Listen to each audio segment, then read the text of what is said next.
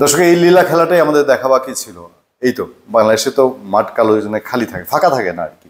মানে বাংলাদেশের রাজনীতি মানে ঢিসুম ঢিসুম করার জন্য কেউ যদি প্রতিপক্ষ না পায় তাহলে নিজ পক্ষেই কয়েক ভাগ করে নেয়, গ্রুপিং যারে বলে আর কি। আমাদের খুব শুদ্ধ ভাষায় বলে গ্রুপিং তো থাকবেই, বড় দল মানে গ্রুপিং থাকবেই। আদরের সোহাগে ওই যাদের হাতে চাপাতি রান্দা কাটা কি কাটা রাইফেল এগুলো থাকে, বড় বড় নেতারা দেখবেন তাদেরকে বলে যে আমরা বড় দল, ওইখানে একটু একটু গ্রুপিং থাকতেই পারে। কিন্তু ছাত্র দল দীর্ঘ সময়ের ছাত্র সংগঠন এবং যত না ছাত্রদের বই খাতা কলম নিয়ে কাজ করেছে তার চেয়ে বেশি বিএনপির বা তাদের নেতা নেত্রীর হাতিয়ার ঢাল হিসেবে বেশি ব্যবহার করেছে। এ কথা বলতে আপনারা বুঝেন না, আপনারা মনে করেন না যে আমি বৈষম্য বিরোধী ছাত্র আন্দোলনের পক্ষে বা ইসলামী ছাত্র শিবিরের পক্ষে। ইসলামী ছাত্র শিবিরও বাংলাদেশে স্টুডেন্টদের পড়াশোনার জন্য কতটা আন্দোলন করেছে, কতটা আন্দোলন জমিয়েছে, তার ডেডিকেটেডলি ক্ষমতা বা আসন অথবা জামাতে ইসলামীর যেসব এজেন্ডা সেগুলো বাস্তবায়নের জন্য শ্রম ঘাম মেধা দেয়। নিঃসন্দেহে ইসলামী ছাত্র শিবিরের ছেলেপেলে অনেক বেশি পড়াশোনা করে, অনেক বেশি সুশৃঙ্খল, কিন্তু সেই তাদের ছাত্র রাজনীতির উপকার কতটা সাধারণ ছাত্ররা পেয়েছে। শুধু ছাত্রদলকে কেন চাঁদাবাজি অস্ত্রবাজির জন্য দায়ী করব? এখন এসছে বৈষম্য বিরোধী ছাত্র আন্দোলন। বডি ল্যাঙ্গুয়েজ কি বলে? বডি ল্যাঙ্গুয়েজকে মানুষের সেই আস্থা অর্জন করেছে যে তারা এই যে নতুন ছাত্র সংগঠন করলো, তারা কি ছাত্রদের পাশে থাকবে? তারাও আবার অন্য কারো তল্পি বাহক হবে? প্রশ্ন কেন তুলছি দেখেন, ছাত্রলীগ ছাত্রদলে হতো হতো মানায়। আরে ভাই, বৈষম্যবিরোধী ছাত্র, তারা তো নতুন স্লোগান নতুন ইমেজ নিয়ে এসছে, এখন তাদের সাথেও লেগে গেছে। ক্যাম্পাসগুলো বাংলাদেশের বিশ্ববিদ্যালয়গুলোর মধ্যে একটা ট্রেডিশনই ছিল, আওয়ামী লীগ গেলে, আওয়ামী লীগ ক্ষমতা থেকে চলে গেলে বিএনপি এবং ছাত্রদল তারা এগুলো ভোগ করবে, দখল করবে, তারা এগুলো ভোগ করে খাবে বোঝেন তো। আবার যদি বিএনপি চলে যায় তাহলে আওয়ামী লীগ ছাত্রলীগ তারা এগুলো খাবে, এরকম একটা সিচুয়েশন সবসময় বাংলাদেশে ছিল। এইবার একটু উলট পালট লেগে গেছে, এইবার এসে স্বার্থের টান দিয়েছে হচ্ছে বৈষম্যবিরোধী ছাত্র আন্দোলন এবং ইসলামী ছাত্র শিবির। একতরফা কোথাও কোনো ক্যাম্পাসের নিয়ন্ত্রণ ছাত্রদল নিতে পারেনি, ফলে কিছু কাণ্ড কারখানা ঘটা শুরু হয়েছে।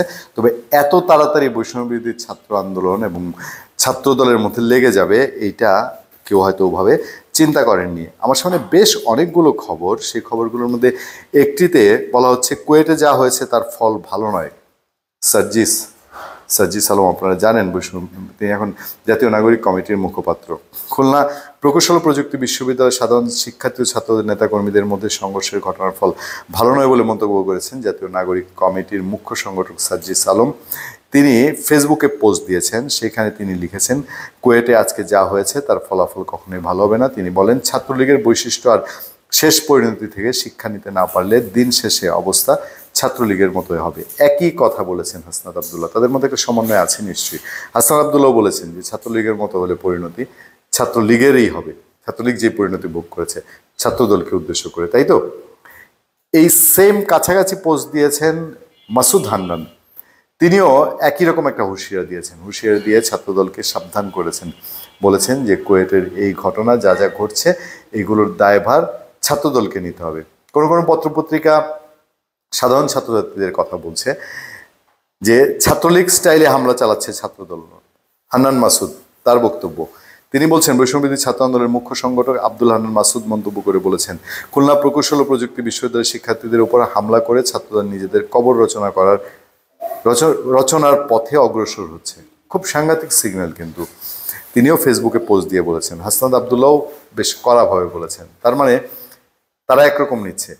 ইস্যু কি? ইস্যু হচ্ছে ক্যাম্পাসের ছাত্র রাজনীতি বন্ধের দাবিতে কুয়েটে আন্দোলন শুরু হয়েছে। সেইখানে ছাত্রদল যাচ্ছে হামলা করেছে এরকম অভিযোগ। ছাত্রদল ক্ষমতায়, এখন ওরা বোধহয় জানে না বৈষম্যবিরোধী ছাত্র আন্দোলন, তারা এখনো জানে না বা সাধারণ ছাত্রছাত্রীরা জানে না, তাই না? আমরা কিন্তু অনেক কন্টেন্টে বলি। আসলে দেখেন, একদিকে তিস্তার পানি আটকানোর জন্য বিএনপির নেতারা বা তিস্তার ন্যায্য পানির দাবিতে রাজধানী ছেড়ে তারা গিয়ে ইন্ডিয়ার বর্ডারে পড়ে আছে, এত বড় কর্মসূচি পালন হচ্ছে। এদিকে ক্যাম্পাসের মধ্যে ছাত্রদল গিয়ে এইসব হামলা করছে। ইস্যু নিয়ে তর্ক হতে পারে, হয়তো নৈতিক জায়গা থেকে ছাত্রদল রাইট। ছাত্রলীগ ছাত্র রাজনীতিকে প্রশ্নবিদ্ধ করেছে, দূষিত করেছে এবং সেই সুযোগটা করে দিয়েছে ছাত্র রাজনীতি বন্ধের দাবি ওঠার। কিন্তু সেটা বন্ধ হোক, এটা বাংলাদেশের কত মানুষ এখনো চায়? কেন চায় ছাত্রদল এবং ছাত্রলীগ এতদিন যেই ট্রেডিশনাল করেছে এরকম যেন না হয়। এখন তাদের পরিবর্তে যদি আবার কেউ এসে এরকমই করে, এই যে মারামারি ঢেসাঢেসি চাঁদাবাজি এই সব ছাত্রদের নিজেদের স্বার্থ না উদ্ধার করে বা ছাত্র পড়ার টেবিল ফেলে এসে শুধু রাজনীতিতেই সময় দেয়, তাহলে বিষয়টা অনেক অনেক জটিল। এবং সামনের দিনে ছাত্রদল ভার্সেস বৈষ্ণববিধি ছাত্র আন্দোলন বা জাতীয় নাগরিক কমিটি অথবা ইসলামী ছাত্র শিবির আরও কি বড় ধরনের কোনো বিষয় অপেক্ষা করছে? আর না হলে বৈষ্ণববিধি ছাত্র আন্দোলনের এই মুখপাত্ররা, সমন্বয়করা তারা এত কড়াকড়ি করে স্পষ্ট ছাত্রদলকে উল্লেখ করে কেন থ্রেট করছেন? ধন্যবাদ সবাইকে, ভালো থাকবেন, সুস্থ থাকবেন। আপনাদের সাথে আমি আতিক রহমান পূর্ণিয়া।